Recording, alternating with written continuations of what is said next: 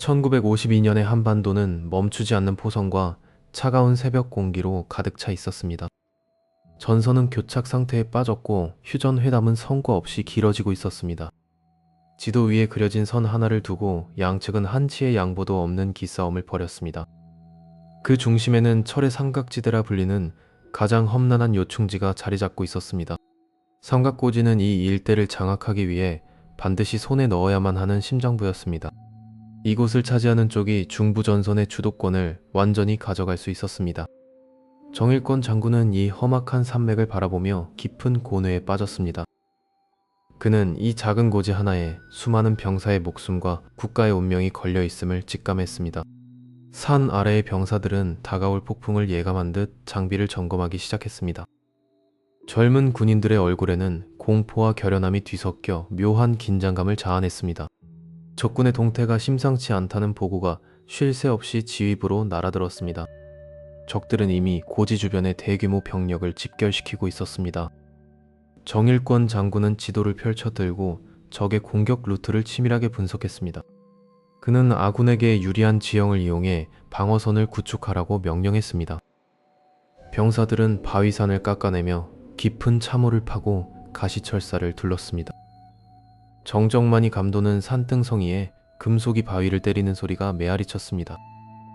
보급선은 끊임없이 위협받았고 식량과 탄약은 늘 부족한 상태였습니다. 병사들은 주먹밥 하나로 끼니를 때우며 밤을 지새워야 했습니다. 갑자기 적의 정찰대가 아군의 전초 기지를 습격했다는 무전이 울렸습니다. 비상경보가 울리고 고요했던 고지는 순식간에 아수라장으로 변했습니다. 정일권 장군은 즉시 반격조를 투입하여 고지를 사수하라는 명령을 내렸습니다. 칠흑 같은 어둠 속에서 아군과 적군의 총구가 불을 뿜었습니다. 첫 번째 교전은 짧았지만 다가올 대규모 충돌의 예고편에 불과했습니다. 날이 밝자 정일권 장군은 어젯밤의 전투 현장을 직접 살피러 나갔습니다. 그는 부상당한 병사들의 어깨를 두드리며 그들의 헌신을 격려했습니다. 하지만 그의 머릿속은 다음 대규모 공세를 어떻게 막아낼지에 대한 생각뿐이었습니다. 삼각고지의 토양은 이미 수만 발의 포탄으로 인해 가루처럼 변해 있었습니다. 공기는 화약 냄새와 흙먼지로 가득 차 숨쉬기조차 힘들었습니다. 정일권 장군은 지형지물을 이용한 유기적인 방어망을 지시하며 부대를 재편했습니다. 그는 한 명의 병사라도 더 살리기 위해 가장 효율적인 진지를 구축하고자 했습니다. 적군은 산 너머에서 거대한 포병 부대를 이동시키며 화력을 집중하고 있었습니다. 정보국으로부터 적의 대공세가 임박했다는 결정적인 첩보가 입수되었습니다. 지휘부의 공기는 얼어붙은 듯 차가웠고 무거운 침묵이 흘렀습니다. 정일권 장군은 떨리는 손을 꽉 쥐며 결연한 의지로 고개를 들었습니다. 산 꼭대기의 아군 초소는 차가운 밤이슬을 맞으며 적의 그림자를 감시했습니다. 저 멀리 계곡 사이로 수천 명의 적군이 기어오르는 소리가 들리는 듯했습니다. 정일권 장군은 모든 부대의 최후의 1인까지 자리를 지키라는 엄중한 명령을 하달했습니다. 이제 모든 준비는 끝났고 남은 것은 운명의 시간을 기다리는 것뿐이었습니다. 지평선 끝에서 붉은 해가 떠오르기 시작하자 불길한 기운이 고지를 덮쳤습니다. 갑자기 땅이 흔들릴 정도의 거대한 포성이 정적을 깨뜨리며 고지를 타격하기 시작했습니다. 수천 발의 포탄이 쏟아지는 가운데 정일권 장군은 부들부들 떨리는 전화를 붙잡았습니다. 고지의 무전기 너머로 비명과 함께 적의 대규모 돌격이 시작되었다는 소식이 들려왔습니다. 삼각고지는 순식간에 불지옥으로 변해버렸고 아군의 첫 번째 방어선이 무너지기 일보 직전이었습니다. 정일권 장군은 과연 이 지옥 같은 화력 속에서 고지를 지켜낼 전술을 찾아낼 수 있을까요?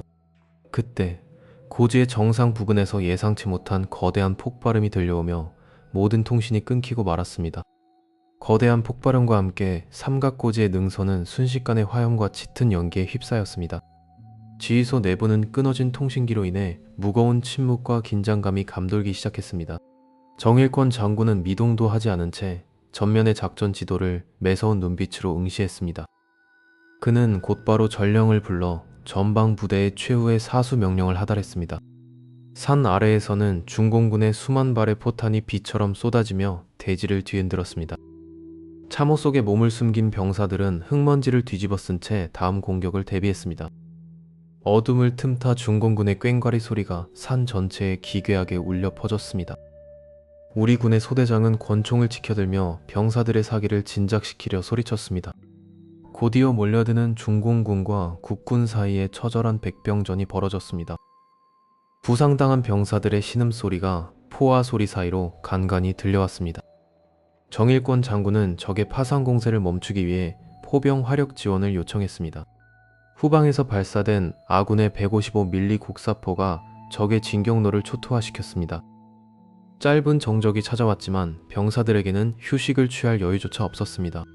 정일권 장군은 직접 최전방 관측소로 이동하여 전황을 살피기로 결심했습니다. 지휘관의 현장 등장은 죽음을 각오한 병사들에게 큰 용기를 주었습니다. 그는 지형을 면밀히 분석하며 적의 측면을 타격할 매복 지점을 선정했습니다. 그러나 적은 예상보다 훨씬 빠른 속도로 재정비를 마치고 다시 기어 올라왔습니다. 다시 시작된 총격전은 산을 온통 화염과 비명으로 가득 채웠습니다. 오지의 주위는 하루에도 수차례씩 바뀌는 극심한 혼전이 거듭되었습니다. 통신병은 폭탄이 빗발치는 가운데 끊어진 유선을 잇기 위해 맨몸으로 달려나갔습니다. 정일권 장군은 보급로가 차단될 위기 속에서도 공중 투하 작전을 지시했습니다. 하늘에서 내려오는 낙하산들은 병사들에게 생명줄과도 같았습니다. 탄약을 보충한 국군은 다시 한번 적의 진지를 향해 돌격했습니다. 수류탄의 연쇄 폭발이 적의 참호를 무너뜨리며 아군의 진로를 열었습니다. 하지만 중공군은 끊임없는 인해 전술로 다시금 고지를 압박해왔습니다. 무전기 너머로 들려오는 탄약 부족 소식에 참모들의 얼굴이 어두워졌습니다. 정일권 장군은 인접부대의 예비병력을 즉시 투입하라는 특단의 조치를 내렸습니다. 밤낮 없는 전투로 병사들의 눈에는 핏발이 서고 정신은 혼미해졌습니다. 그럼에도 불구하고 그들은 조국의 땅 한 뼘을 지키기 위해 서로의 손을 맞잡았습니다. 새벽에 차가운 공기를 가르며 다시 한번 적의 일제 사격이 시작되었습니다. 정일권 장군은 적의 주력을 유인하기 위해 일부러 전선을 뒤로 불리는 기만 전술을 썼습니다.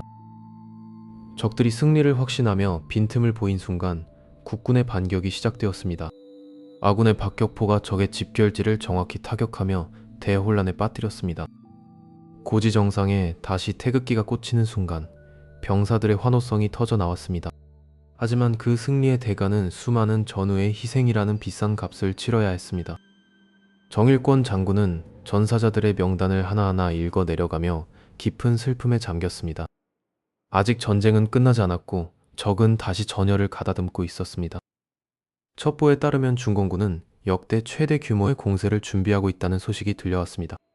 삼각고지는 다시 한번 전운이 감돌며 폭풍 전야의 정적에 휩싸였습니다. 바로 그때 북쪽 지평선 너머에서 지면을 뒤흔드는 거대한 진동이 느껴지기 시작했습니다. 그리고 보름달마저 가려진 어둠 속에서 정체를 알 수 없는 거대한 그림자들이 국군의 진지를 향해 서서히 다가오고 있었습니다. 어둠 속에서 몰려오던 중공군의 거대한 그림자들은 국군의 결사적인 저항에 부딪혀 서서히 물러나기 시작했습니다. 마침내 삼각고지의 능선 위로 1952년의 차가운 새벽 공기가 스며들며 총성이 잦아들었습니다. 정일권 장군은 지휘소 밖으로 나와 자욱한 화약 연기가 채 가시지 않은 고지를 묵묵히 바라보았습니다. 그의 눈에는 끝까지 자리를 지켜낸 병사들에 대한 경의와 승리의 무게가 동시에 담겨 있었습니다. 삼각고지 전투의 승리는 단순한 국지전의 성공을 넘어 휴전 협상에 유리한 고지를 점령하는 결정적 계기가 되었습니다. 만약 이곳이 함락되었다면 중부 전선의 방어선은 걷잡을 수 없이 무너졌을 것이라고 전문가들은 분석합니다. 정일권 장군은 미군과의 긴밀한 협조를 이끌어내며 포병 화력을 극대화하는 혁신적인 전술을 선보였습니다. 그는 병력의 소모를 최소화하면서도 적의 파상 공세를 꺾기 위해 지형지물을 완벽하게 이용했습니다. 그러나 승리의 대가는 가혹했으며 고지의 흙은 아군과 적군의 피로 붉게 물들어 있었습니다. 전투가 끝난 뒤 병사들은 지친 몸을 이끌고 서로를 부축하며 전우의 이름을 불렀습니다. 정일권 장군은 전사자들의 명단을 하나하나 확인하며 깊은 애도의 시간을 가졌습니다. 그는 이들의 희생이 헛되지 않도록 자유 대한민국을 수호하겠다는 의지를 더욱 굳건히 다졌습니다. 역사학자들은 삼각고지 전투를 한국전쟁 중 가장 치열했던 고지전 중 하나로 기록하고 있습니다. 정일권 장군의 탁월한 용병술은 이후 대한민국 육군의 전략적 기틀을 마련하는 데 큰 밑거름이 되었습니다. 전투의 현장이었던 삼각고지는 이제 정적만이 흐르는 역사의 장소로 남았습니다. 장군은 전쟁이 끝난 후에도 늘 이름 없는 용사들의 공로를 먼저 치하하곤 했습니다. 삼각고지의 험난한 지형은 병사들에게는 시련이었으나 정 장군에게는 승리를 위한 도구였습니다. 국군 제2사단과 9사단의 용맹함은 삼각고지라는 이름과 함께 영원히 기억될 것입니다. 정일권 장군은 이 공로를 인정받아 태극무 공훈장을 수여받으며 영웅의 반열에 올랐습니다. 그의 리더십은 절망적인 상황에서도 포기하지 않는 한국인의 저력을 상징합니다. 전쟁의 상흔은 깊었으나 그 상처 위에서 새로운 희망의 싹이 트기 시작했습니다. 이제 우리는 삼각고지의 영웅들이 지켜낸 이 땅의 소중함을 다시금 되새겨야 합니다.